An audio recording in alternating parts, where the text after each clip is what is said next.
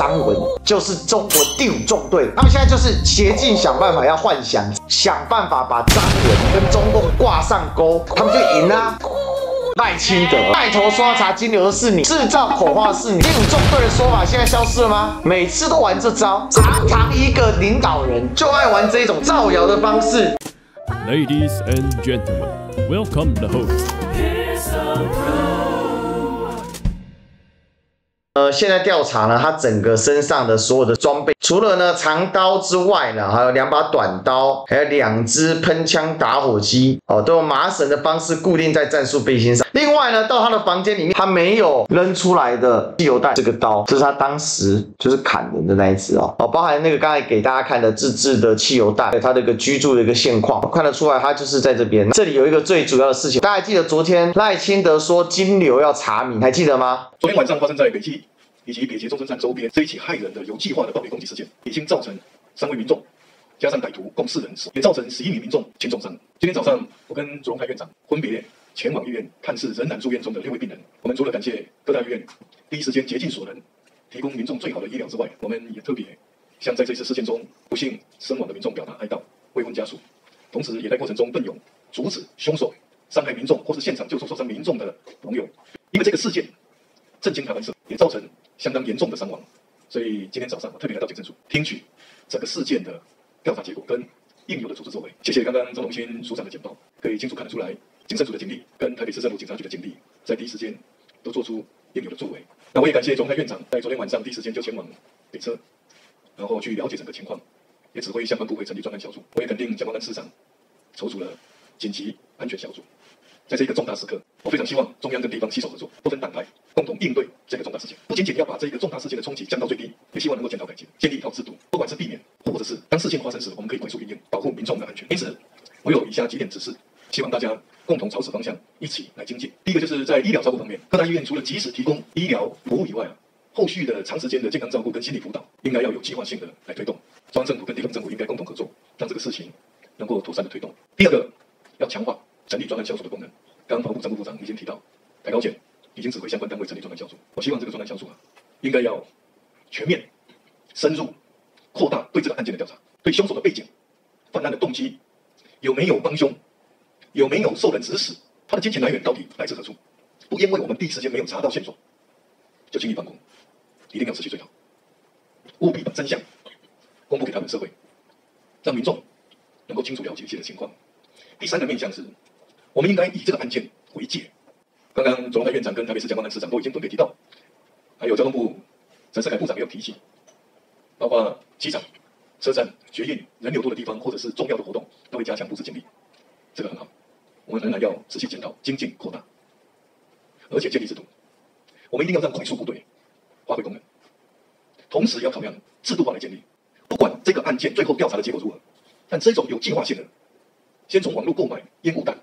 個人有能力制作汽油彈，而且為數不少，最後甚至於跳樓，我们都應該要更謹慎、更積極的來建立一套制度。我再強調，警政署內政部劉世芳部長、警政署張榮興署長要跟各縣市警察局強化快速打擊部隊的功能。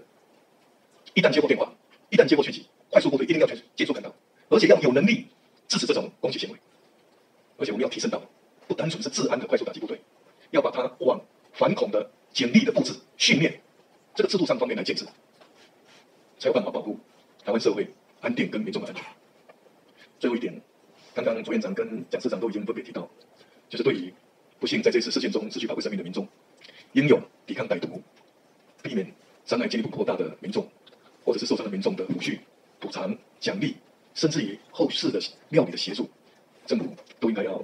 好好來協助民眾，幫助民眾。那查這個金流呢？這幾天啊，青鳥就很嗨啊，瘋狂的嗨，各種嗨，就呼應賴賞的一個陰謀論。張文是租屋費用選在博愛特區，每月租金17000元，從今年1月承租到近1年的時間，金額大概是20萬，煙霧彈一顆是2000元，一盒24罐就是48000元。此外，在犯案前呢，張文12月17號入住旅館，根據租屋價格3天房價5700，還有沒有凝固汽油彈裝裝備工具、7支刀械，加上他愛吃牛排1克就要680元。為這場預謀屠殺1年多所花了好幾十萬元，失業的他錢從何來？何況捷運監視器呢？案發前硬碟受損是巧合嗎？有人協助嗎？然後呢，有人說我也好奇他的金流狀況，不知道有什麼時候會有調查結果。這都是青鳥哈，就在呼應這個賴清德帶頭要查金流。北車殺人犯張文賬戶明細經北市刑警大隊調查曝光，其犯案前郵局賬戶僅剩39元。警方查出呢，張文自民國113年起擔任保全所存下9萬多，揮霍殆盡之後，轉依賴母親累計匯款3萬元過活。今天台北市刑大員警持公文向郵局調閱資料顯示，張文的郵局賬戶共有14次的現金存款記錄，介於數千元到1萬多元不等，單筆存款超過2萬元。研判張文為了填補每月7000元的房租所有及生活開銷，應該是前往工地或不明場所打零工，並以現金領薪之後再存入 ATM 賬戶。那目前已調閱呢存款監視器畫面確認存款人皆為張文，並無他人涉入。另外，該賬戶所每月定期轉出房租簽賬電話卡顯示張文平日頻繁使用 LINE Pay 或其他支付小額系統分析這些消費多為生活用品及網購因此不排除張文利用此賬戶在網購平台分批購買方案相關裝備。由於近2年該賬戶金流非常單純，無任何大筆異常匯款，初判定張文就是獨自犯案，排除他人教唆共犯的可能性。儘管張文試圖透過打零工維持生活但其賬戶最終僅剩39元，顯見已陷入經濟絕境。除了母親定期匯款的母愛之外，似乎無人關心他的生活，使其性格更加孤僻那郵局賬戶呢之外呢，正在擴大釐清是否有其他的賬戶或信用卡拼湊其生前軌跡。所以賴清德帶頭說要查金流的是你製造恐慌的是你第5縱隊的說法現在消失了嗎？每次都玩這招，堂堂一個領導人，堂堂一個總統，在那什麼指示辦案，真叫告貴魂就是故意在製造這種混亂，非常可惡各位，每天規天就愛玩這種招式，這種造謠的方式。你怎麼會知道他的賬戶動態？誰派你來洗地的？還在偵辦的案子誰放的消息叫台北市督察來看案情中的金流是可以任意公布的嗎？事情到底是哪個公開洩密？我有看過一個總統一個案件還在偵查當中帶頭帶風向製造混亂，就是為了要配合他們第5縱隊的說法，不就是這個樣子？真的是你很難理解，說怎麼會有這種人。就是這樣的，因為只有這樣子才能符合他們現在所有預設的立場，叫做第5縱隊悲劇當前，青鳥亂飛一個人隨機犯案，排除共犯，結果賴清德是什麼？賴清德在製造謠言，民進黨立法委員參選人就是林智傑，到這種時候你還在製造這種人血的攻擊，所以青鳥已經瘋了，就是瘋的。發神經，他們現在就是竭盡想辦法要幻想張文就是中國第5縱隊，因為他們現在幫賴清德來搞戒嚴，只要能夠把這一局想辦法把張文中國大陸掛上，跟中共掛上鈎，他們就贏但造謠到現在沒有一個成果金流一查發現超簡單，總統還帶頭造謠，帶頭暗示風向。今天死了3個人他媽你們青鳥稍微有點人性好不好？稍微正常當個人類好不好？畜生不如，到現在為了要政治攻擊、政治抹黑，只要不斷的找各種證據、各種陰謀論、各種懷疑論，最惡爛的是賴清德帶頭炒作。中天記者在北車調內於先生的位置，刻意撕毀小菊書的畫面，制造台灣分裂的樣子，讓台灣更撕裂。為了要打擊政敵，記者看到小菊書在地板上，不拍攝，這記者叫失職青鳥他媽最基本的媒體報道人，你知不知道？只有你們的媒体才會在那邊自我刪除、自我克制、自我刪節資訊。正常的媒體就是看到什麼就報什麼，有小菊書被撕掉就看小菊書被撕掉的樣子。為什麼撕掉小菊書呢？你有沒有想過？因為很簡單，民進黨的人像林智傑這種人帶頭宣傳說，哎呀，張文事件就是該看小菊書是你們先用小菊書來做一個想要所謂洗腦的動作，非常非常的可惡。因為張文是正傑的模仿犯，這個到底有多惡心真是夠了，你知道嗎？真的他媽超惡你看到這個人又是只青鳥，我也覺得正傑沒死，不然為什麼一直不敢去驗 DNA 呢？青鳥真的是讓人覺得這件事情他們本來要罵蔣萬安的，結果發現蔣萬安在這件事情上處理得非常的給力，時間處理得非常明快，看起來又要送分給蔣萬安，他們不甘願，你知道嗎？57歲的於家昶先生，他用他的生命守護了大家，他這個英勇抵抗的這個過程曝光了，我們對可惡的青鳥要嚴加塔塔，對犧牲的英雄不要忘記。我們來看一下，有些人在為社會貢獻，甚至犧牲自己，他有多偉大？這個人我100%支持他可以進忠烈祠。余家場先生，他只是例行的要回家，他根本不知道這是他生命中的最後一天啊。他只是看到有人在拖着灌滿汽油彈的行李箱在丟煙霧彈，這個行為是錯誤的行為，所以就上前去阻止他。誰知道張文就直接冷不防給他一刀下去啊，30公分長的利刃貫穿下去，直接從左肺叶貫穿到心室啊，心臟也有好幾公分深啊，所以整個內部大出血。這是為什麼後來在急救的時候血壓升不上來，因為內部大出血啊。一開始有人說余家場是車站保全的，但隨後他只是一個理專，一個資深的理財專家。他家住桃園，他平常就在台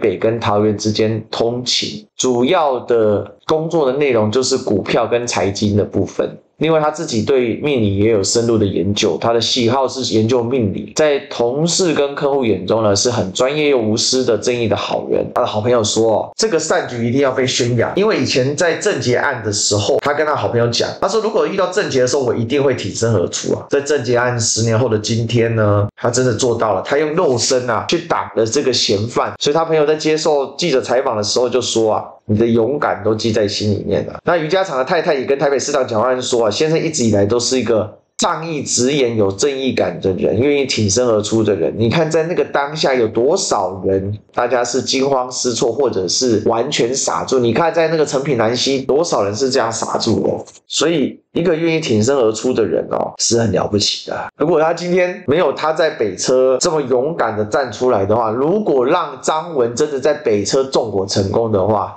這事情真的是一發不可收拾。如果他沒有在台北車站遲滯他的行動的話，讓他真的這樣子縱火，他沿路的整個煙霧，他為什麼制造煙霧彈？為什麼縱火呢？他就是準備要制造一場大混亂，用縱火來怎樣制造更多的煙霧，在煙霧中殺人。我想這是他可能原本的計劃。他那一把30公分的長刀那是雙面刃那不能叫刀了，那個應該叫劍。好人真的是就這樣犧牲。余家場的媽媽已經85歲了，然後他有提到說，就是余家場就是憨憨呆呆的，但是很勇敢然後很孝順，然後常常會打視訊給媽媽。然後以前余爸爸就是在忠烈祠上班，那時候他3、4歲的時候吃得胖嘟嘟的，人家打架他就跑第一個性很耿直從小就很有助人的精神那一天呢，看新聞的時候新聞講余先生他不知道是不是兒子，所以他第一時間預感怪怪的。第二天看職業跟姓氏就知道死者是不是兒子，他心裡還跳了一下，然後想打電話給媳婦確認，但是想說兒子的手機還沒撥通，應該可以呢，還活着但是到了周末，兒子沒有現身，也沒打電話告知。余媽媽說我心裡一個砰砰跳一直等不到人。家裡供奉的神明傷心問到余家場每次回家都會上香，他是不是有事直到了昨天里長到家裡慰問才確定因為媳婦很怕85歲的老媽媽太傷心，所以一直不忍告訴他實情然後呢，余媽媽說她看到台北市長蔣萬安呢說兒子救了很多的人，所以她很欣慰。雖然呢失去了孩子，失去了兒子，心裡很痛苦，但是以他為榮，救了很多人，很安慰。最後一個希望是希望呢這個余家場能夠進到忠烈祠，希望菩薩能夠接余先生最後一程。為他為榮所以我今天有這個講，因為是當初蔣萬安嘛有講講他救了很多人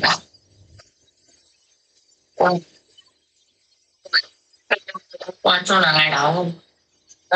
這個講我去聽聽聽多些我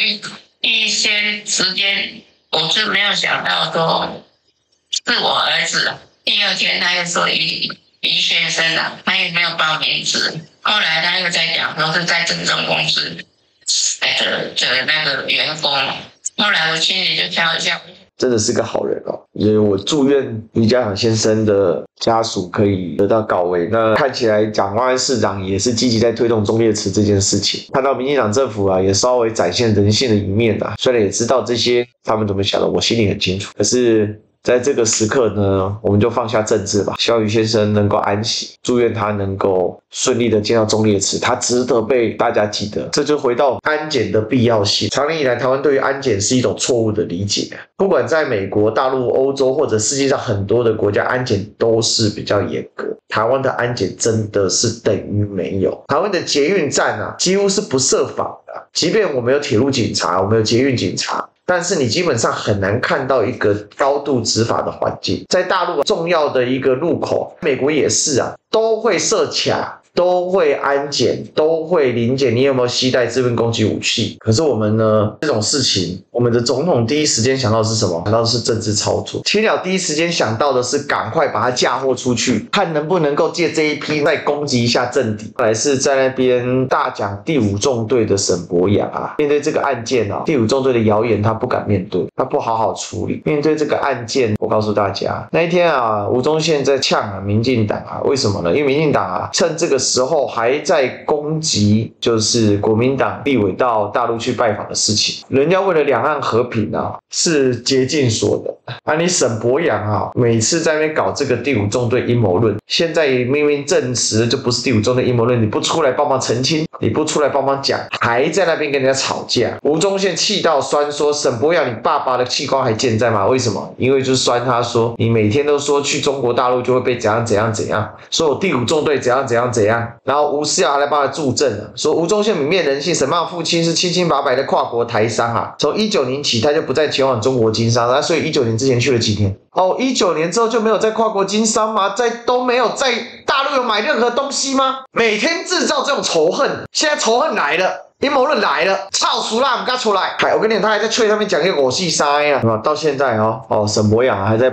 發文在那邊跟他吵架，不願意去收拾他制造的這個所謂第5縱隊的一種陰謀論啊。國民黨無法解釋為什麼台灣重大爭議時、敏感時刻非要選擇奔向中國。他說：“國民黨委員聽清楚，我爸沒有預算審查權，我老爸沒有在建王滬寧所以你老爸沒有在中國賺大錢，賺的是盆滿缽滿。你老爸沒有跟着習大大一帶一路到了厄瓜多這個一帶一路的關鍵節點，還申請了中國海關總署的出口令，然後從中國大陸進口大量的產品倒賣到中南美洲去嗎？沒有嗎？回答我，你不敢面對。”你怎麼敢面對？到現在啊，第5縱隊事情你不敢收拾哦，他就是在做所謂的逃避，他就是在做所謂的轉移焦點的工作，在那邊給人家查。為什麼人家會嘲諷你？你看看你自己做了什麼事情吧。你老爹在中國大陸賺那麼多錢，最清楚中國大陸事情的狀況。你爸爸還在幫大陸創匯呀，從大陸買產品賣到厄瓜多，賣到拉美地區。然後你的第5縱隊的這個可惡的流言，到現在你願意面對了沒有？一句話不敢說，真的是很可惡這些家伙。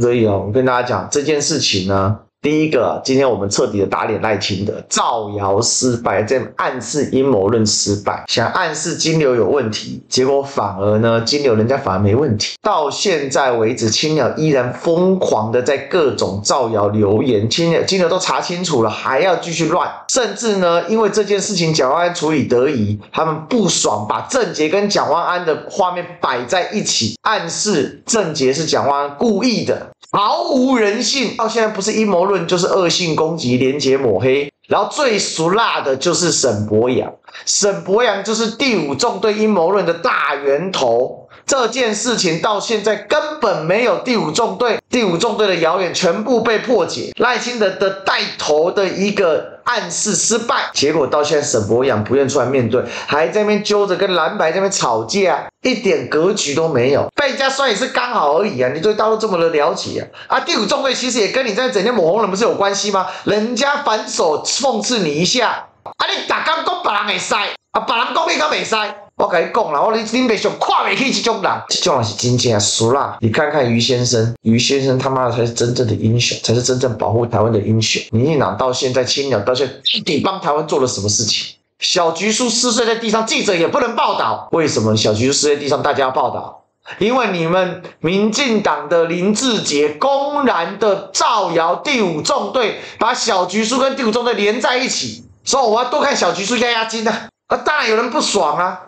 你一個政府治安管不好，這次沒辦法甩鍋台北市政府了吧？為什麼？你台北車站誰管？台北車站是中央權責單位。第5縱隊是什麼？就是說中共在台灣的滲透勢力。前2天那個謠言滿天飛，太惡爛。他們到現在用賴清德帶頭造謠的情況之下，清德鳥頭，清德鳥們就發瘋了，所以青鳥到處在攻擊，喪心病狂。所以這種組織就要把它的底給揭破，讓他們真相出來。你看那於先生的老媽媽多麼堅強勇敢。